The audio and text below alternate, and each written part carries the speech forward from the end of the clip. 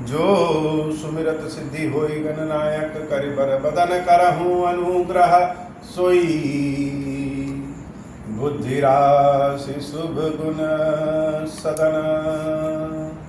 जो सुमिरत सिद्धि होई गणनायक करि बर बदन करहूँ अनुग्रह सोई बुद्धि राशि शुभ गुण सदन। बंदऊ गुरु पद पदुम परागा सुरुचि सुबास सरस अनुरागा। मंगल भवन अमंगल हारी उमा सहित जहि जपत पुरारी। सुमिर शिवा शिव पाई पसाऊं बरनऊ राम चरित चित चाऊं। पानी ग्रहण जब कीन महेशा यह हर्षे तब सकल सुरेशा। हरहिया राम चरित सब आए प्रेम पुलक लोचन जल छाए। कवन सुकाज कठिन जग माही जो नहीं होई तात तुम पाई। राम काज लगी तब अवतारा सुनतहि भयऊ पर्वताकारा। हे महादेव इस जगत बाबा इस जीवन बाबा न कोई कार्य कठिन है न ही कोई कार्य संभव है। या सारे कार्य सरल संभव हो जाते हैं बाबा अगर आपकी कृपा हो जाए। राम कथा का असली आनंद तो तब है जब हम स्वयं को राम कथा से जोड़ सकें। हनुमान जी महाराज जब प्रभु श्री राम के आगमन की सूचना देने अयोध्या पहुंचे और भरत जी महाराज के विरह की दशा को जब हनुमान जी महाराज देखे तो हनुमान जी महाराज के हृदय में बड़ा अपरंपार हर्ष हुआ। हर्ष किस बात का? भगवान के भक्त को देख करके अपने आप हर्ष हो जाता है।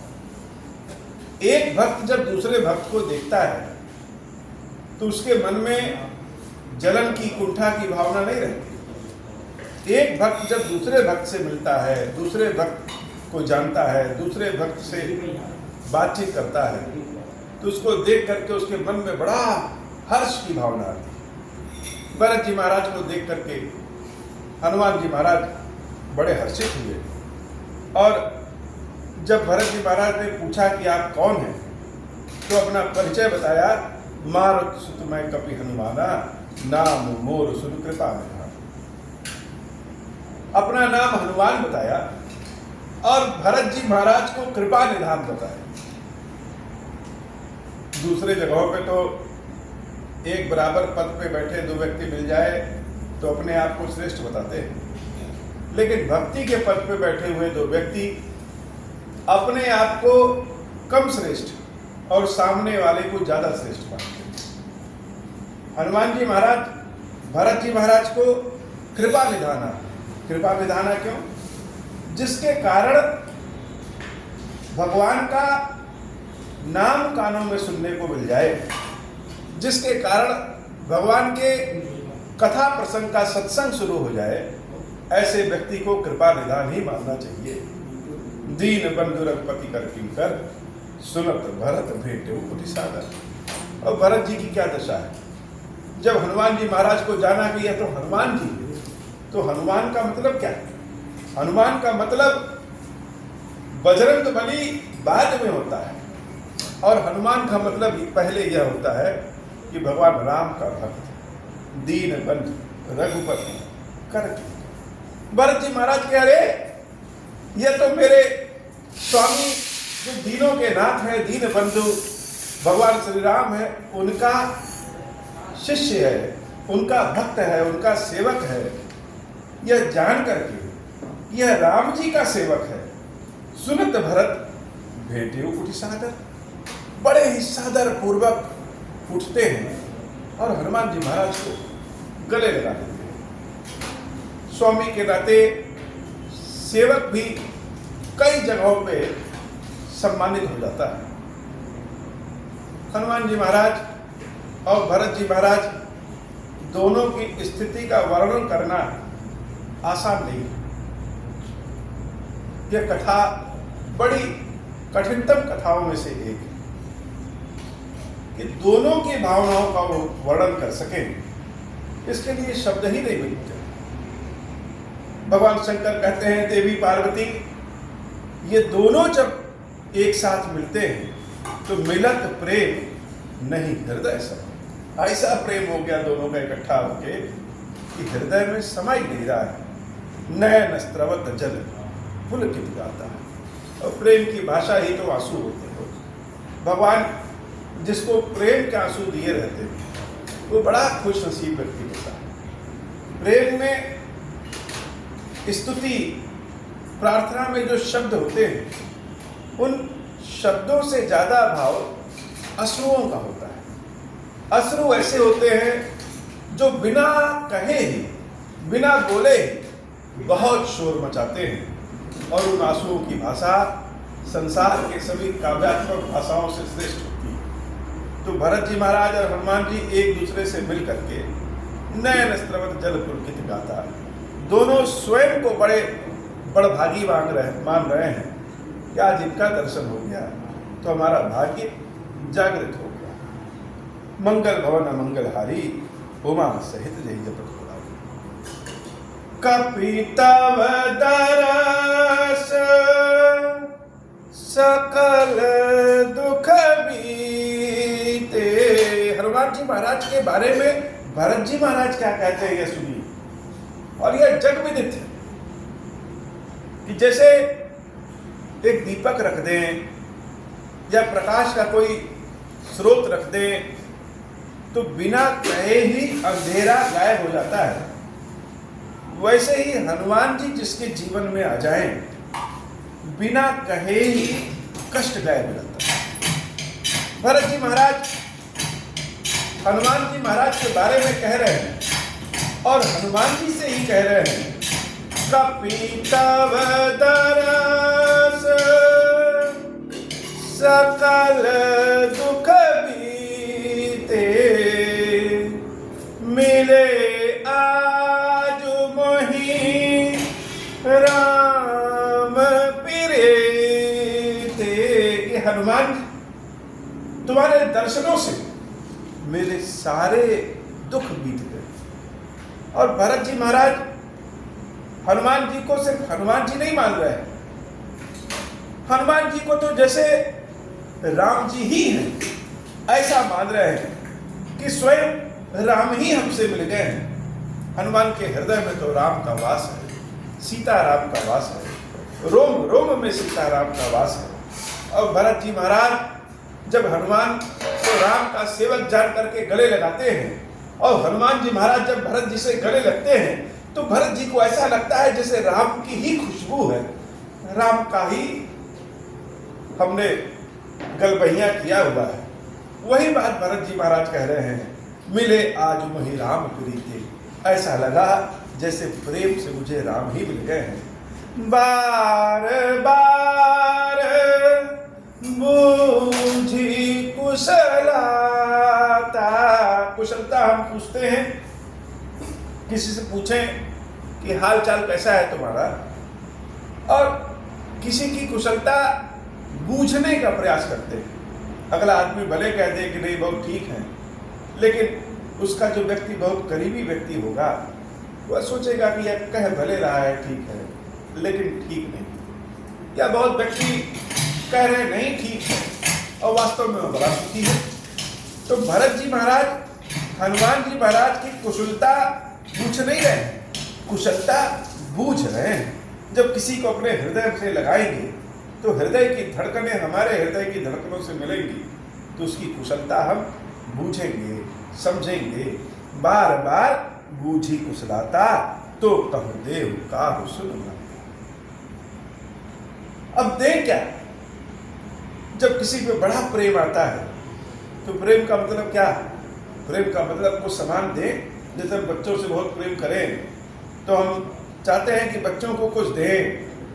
बिना दिए हुए प्रेम, यद्यपि प्रेम में कुछ लेना देना तो होता नहीं, लेकिन कहीं कहीं प्रेम में ऐसा मन करता है कि सर्वस्व दे दे। भरत जी महाराज का ऐसा मन कर रहा है हनुमान जी महाराज से मिलकर के कि इनको कुछ दें, लेकिन हनुमान की व्यक्तित्व के आगे, हनुमान जी के आगे भरत जी महाराज के पास ऐसा कुछ है ही नहीं है जो दे सके। हनुमान जी महाराज को धन संपत्ति की तो आवश्यकता नहीं, कि धन संपत्ति उनको दे दे, तो दे क्या?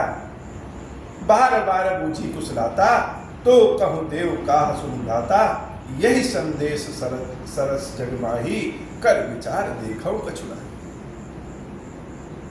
इतना सुंदर संदेश तुमने सुनाया है कि सीताराम आ रहे हैं, भैया लक्ष्मण जी आ रहे हैं, राक्षस का वध करके यश कीर्ति के साथ आ रहे हैं। यह संदेश कोई साधारण संदेश तो नहीं। इस संदेश पे तो भरत का, और भरत ही क्या, संपूर्ण अयोध्या के प्राण टिके हुए हैं कि राम आ रहे हैं कि नहीं आ रहे हैं। हनुमान जी, आपने इतना सुंदर संदेश सुनाया है, इस संदेश के बदले में दे तो क्या दे, मेरे पास तो कुछ है ही नहीं। यही संदेश सरस जग माही, कर विचार देखो कछु नाही, नाहिन तात उरिन मैं तो ही, अब प्रभु चरित सुनाओ। स्वयं भगवान श्री राम भी हनुमान जी से कह चुके हैं कि तुम्हारे ऋणों से मैं उऋण नहीं हो सकता। किसी किसी का कर्जा मन करता है जितनी जल्दी चुकता हो जाए उतना बढ़िया है, और किसी किसी का कर्ज चुकाने की इच्छा ही नहीं होती, और इच्छा तो छोड़िए, चुकाते चुकाते चुका ही नहीं पाएंगे। ऐसा कर्ज है जो धन के रूप में दिया नहीं जा सकता। कृतज्ञता के समान ऐसा कर्ज जो प्रेम के रूप में अगर देने लगे तो भी पूरा नहीं हो सकता। कई जन्मों तक देते रहे तो भी पूरा नहीं हो सकता। तो जब पूरे नहीं हो सकता तो उस ऋण से ऋण ही ना हो, ऋण संबंध बना रहेगा तो मेल मुलाकात भी होती रहेगी। हनुमान जी महाराज, भरत जी महाराज दोनों आमने सामने हैं, और भरत जी हनुमान जी से कह रहे हैं देखो विचार मन माही। ऐसा रामचंद्र जी ने भी कहा था कि हनुमान, मैंने विचार करके देख लिया, तुम्हारे कार्यों के ऋण से हम उबर नहीं सकते। संसार में मेरे पास कोई चीज ऐसी है ही नहीं है जो तुमको दे दें तो तुम्हारे ऋण से मुक्त हो जाएं। और आज यही बात भरत जी भी महाराज कह रहे हैं, यही नाहिन तात उरिन मैं तो ही, कि हे तात तुम्हारे ऋण से मैं उऋण नहीं हो सकता। अब प्रभु चरित सुनाओ हो मोही।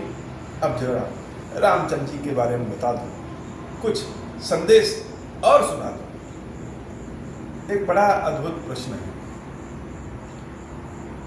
पहले के जो ऋषि महर्षि होते थे, साधु सन्यासी होते थे, वो जब जंगलों में तपस्या करते थे तो उनके खाने पीने की व्यवस्था क्या होती थी? बिना भोजन किए तो कोई शरीर चलेगा नहीं। जो संध्या वंदन ऋषि महात्मा लोग करते थे वो खेती तो करते नहीं थे, और न ही कोई ऐसा व्यवसाय करते थे जिससे धन आए, भोजन आए। तो ये ऋषि महर्षि साधु सन्यासी ये जीते कैसे थे? इनके पास तो धन होता नहीं था, और धन के बिना तो भोजन था नहीं, तो कैसे जिए? ये ऋषि महर्षि समाज की ऐसी व्यवस्था थी कि समाज, गृहस्थ समाज इनकी देख रेख करता था। जिसके भी दरवाजे पे चले जाएं तो गृहस्थ अपने दरवाजे पे साधु सन्यासियों को देख करके बड़ा प्रसन्न हो जाता था। यह सोचता था कि आज हमारे भाग्य जागृत हो गए कि हमारे दरवाजे पे कोई साधु सन्यासी, वैष्णव या शैव कोई भी हमारे दरवाजे पे मांगने आया है, और जो उनके पास होता था वह उनको देते थे। इन सन्यासियों का, इन साधुओं का, ऋषि मुनियों का भी एक कर्तव्य होता था। कर्तव्य क्या कहें, एक क्रिया होती थी कि सब जगह जाते भी नहीं थे मांग। ऐसा नहीं कि मांग करके बहुत इकट्ठा कर ले, यह उतना ही लेते थे जितना आज के लिए पर्याप्त। कुछ निर्धारित था कि 5 घर या 6 घर या 7 घर जाएंगे, और उसमें जो मिल जाएगा वही हमारा है, उसी में जीवन यापन करना है, जो मिल जाए। ऐसा त्याग इन सन्यासियों के पास तब होता था जब समाज के गृहस्थ लोग इन सन्यासियों के लिए, समाज के राजा इन सन्यासियों के लिए व्यवस्था की करते थे। लेकिन आज क्या स्थिति है? इस कलयुग में बिना लक्ष्मी के, बिना धन के तो चलेगा नहीं। इस संसार में पहले लक्ष्मी है तब नारायण है, पहले सीता है तब राम है, पहले पार्वती है तब पार्वती पते हर हर महादेव। तो बिना शक्ति के, बिना धन के, बिना स्त्री के तो होगा नहीं। तो जो साधु सन्यासी हैं, जो भगवान की वंदना करना चाहते हैं, तपस्या करना चाहते हैं, उनके भोजन की या उनके स्थानांतरण की आदि की क्या व्यवस्था है? तो समाज के पास तो ऐसी कोई व्यवस्था है नहीं। तो थक हार के सारे साधु सन्यासियों को, ऋषियों को, पुजारियों को, ब्राह्मणों को अपने जीविकोपार्जन के लिए कोई ना कोई व्यवस्था करनी पड़ती है। चाहे वह यज्ञ, हवन, पूजा आदि करवा करके दक्षिणा स्वरूप में प्राप्त करें या जिस भी स्वरूप में प्राप्त करें, क्योंकि बिना भोजन के तो किसी का चलना नहीं। एक महात्मा जी हैं जिनको हम जानते हैं, वो अपनी पत्नी के साथ रामचंद्र जी वनवास के समय जहां जहां गए थे वहां वहां वह यात्रा कर रहे हैं। अब यात्रा फ्री में तो हो नहीं जाएगी, कोई ना कोई व्यवस्था तो बनानी ही पड़ेगी। उस यात्रा में घूमने फिरने का, रहने खाने का, बस ट्रेन आदि का किराया और बहुत सारे खर्चे कहाँ से दें? तो व्यक्ति समाज से मांगता है। तो जैसी देश व्यवस्था परिस्थिति है उसी के अनुसार तो मांगेगा। यह तो कलयुग है। कलयुग में महात्मा जी ने अपना एक बैंक का स्कैनर सबके सामने रख दिया और लोगों से विनती किया कि इन तीर्थ यात्रा में जो धन खर्च होता है हमारा कुछ सहयोग करें। सोशल मीडिया में जब कोई ऐसा प्रयोग करे तो जितने लोग देखेंगे ज़्यादातर पहले यह सोचेंगे कि हम पैसे के लिए ही कर रहे हैं। वास्तव में हमारी दृष्टि दोष दृष्टि होगी। हम सामने वाले के भीतर सबसे पहले दोष देखते हैं, अवगुण देखने की कोशिश करते हैं। अवगुण नहीं है, अवगुण ढूंढते हैं कि यह जरूर पैसे के लिए बैठा होगा, इसलिए पैसा मांग रहा है। लेकिन सच्चाई यह है कि जिसका भाग्य बहुत जागृत होता है, जिसका भाग्य जागृत होने वाला होता है, वही संतों की सेवा कर सकते हैं। मानस में भी लिखा है, सीता राम सेवक सेवकाई, काम धेनु से सरिस सुहाई। भगवान के भक्तों की जो सेवा करता है वह सेवा काम धेनु के सेवा करके जैसे हमारे मन की कामना पूर्ण होती है, ऐसी सेवा होती है। संपूर्ण समाज एक दूसरे से बंधा है, लेकिन यह कलयुग की विडंबना है कि इस कलयुग में मानव बिना धन के कुछ हो ही नहीं सकता। इसीलिए तुलसी बाबा मानस में लिख के भी गए हैं कि कलयुग में एक और विशेषता है कि जितने गृहस्थी होंगे वह दरिद्र होंगे, अर्थात उनके पास धन की कमी होगी, और जितने मठ मठाधीश होंगे उनके पास अतुलित संपत्ति होगी। आज भी सच्चाई यही है। हम दूसरों में सबसे पहले दोष देखते हैं, कहाँ दोष मिल जाए। यह व्यक्ति ऐसा कर रहा है, इसके पीछे कुछ ना कुछ दोष है। यह प्रभाव सिर्फ हमारा नहीं है, यह कलयुग का प्रभाव है। और हनुमान जी महाराज जब भरत जी से मिले तो हनुमान जी महाराज भरत जी के भीतर कोई दोष नहीं देखते। भरत जी महाराज हनुमान जी के भीतर कोई दोष नहीं देखते हैं। इसीलिए द्रवित होकर के कहते हैं, ना हिन तात ओरिन मैं तो ही, अब प्रभु चरित सुनाव मोही, मंगल भवन अमंगल हारी, उमा सहित जय जय। हनुमान जी महाराज से कोई कह दे कि राम जी के बारे में बताइए तो बड़ा हर्षित हो जाते हैं, लेकिन राम जी के बारे में बताइए, किसको बताइए? उसको जिसको राम जी हमेशा याद करते हैं और जो रामचंद्र जी को हमेशा याद करता है। भरत जी महाराज के चरणों में हनुमान जी महाराज अपने शीश को झुकाते हैं। यह संबंध हनुमान जी और भरत जी महाराज का बड़ा ध्यान देने योग्य संबंध है। हनुमान जी महाराज स्वयं भगवान शंकर बानर के वेश में भले हैं और रामचंद्र जी के परम भक्त वो भरत जी महाराज को प्रणाम करते हैं। तब हनुमंत नाई पद माथा। भरत जी महाराज का पद ही इतना बड़ा है। भरत जी महाराज ऐसे सन्यासी हैं, ऐसे ऋषि महर्षि हैं, ऐसे साधु हैं कि साधु भेष का ब्राह्मण भी उनको देख करके शर्मा जाए।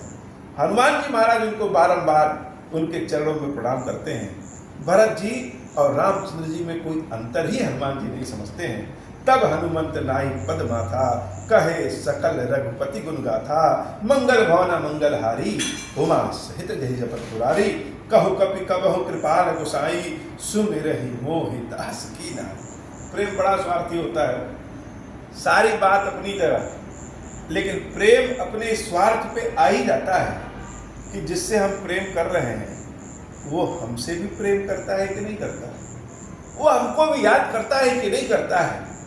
संपूर्ण कथा सुनने के बाद भी भरत जी के मन में यह भाव है और होता भी है, जानते हैं कि राम प्रेम करते हैं, फिर भी इस शब्द को हम बार बार सुनना चाहते हैं, बार बार सुने, अपने प्रेमी के मुंह से ही सुने, लेकिन सुनना चाहते हैं। मानो हम भगवान से कह रहे हैं कि बाबा तुम्हारे लिए हम इतना परेशान हैं, क्या तुम भी मेरे लिए परेशान रहते हो?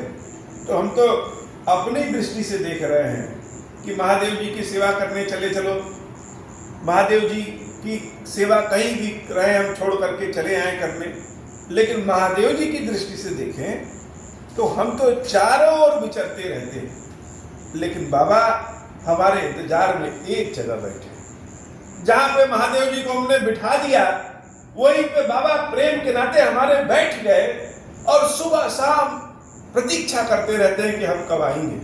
हम तो जाकर के बढ़िया एसी कमरे में सो जाते हैं, लेकिन महादेव इन मच्छरों के बीच में भी यहीं पड़े रहते हैं। धूल आती है, आंधी आती है, बिजली आती है, बिजली कट जाती है, खाने की क्या व्यवस्था है, किस प्रकार सोए हैं, इन सारी चिंताओं को छोड़ करके बाबा हमारे प्रेम के नाते इस स्थान पर बैठे हैं और इन्हीं बाबा से बार बार हमारी विनती है कि महादेव हमारी इस तपस्या का फल, हमारी इस सेवा का फल, सबसे सच्चा फल वह होगा कि आपकी शरण में कोई आए, भले रोता रोता आए लेकिन हंसता हुआ चला जाए, जो आपका दर्शन करे, जो आपकी फोटो को अपने घर में लगाए, जो आपका नाम ले, जो आपको खीर खिलाए, जो आपको ओम श्री राम सुनाए, चाहे स्थान पे आके सुनाए या कहीं से भी सुनाए, जो भी आपको याद करे, उन सबके कष्टों को दूर करिए बाबा।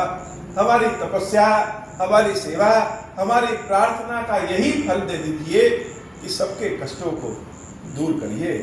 कहु कपि कबहु कृपाल गोसाई, सुमिरहि मोहि दास की नाई।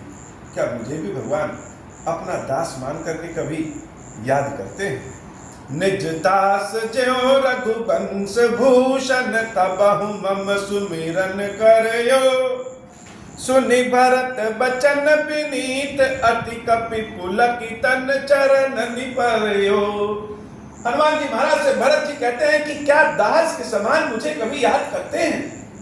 अर्थात सेवक जो है अपनी सेवकाई दिखाना चाहता है, अपनी प्रभुताई नहीं। भगवान मुझे अपने दास की तरह याद करते हैं कि नहीं?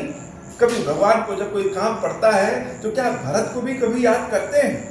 भरत जी महाराज के इस प्रश्न का उत्तर हनुमान जी बड़े अनोखे ढंग से देते हैं। कैसे देते हैं? सुनि भरत बचन विनीत, अति कपि पुलक। हनुमान जी महाराज बड़े पुलकित हो जाते हैं और भरत के चरणों में उतर करके, उनके चरणों में शीश नवा करके, उनके चरणों को पकड़ करके पुलकितन चरणी पर्यो, उनके चरणों में ही गिर पड़ते हैं और कहते हैं रघुबीर निज मुख जासु गुण गण कहत, अज जगन्नाथ सो काहे न होई विनीत, परम पुनीत सद्गुण सिंधु सो।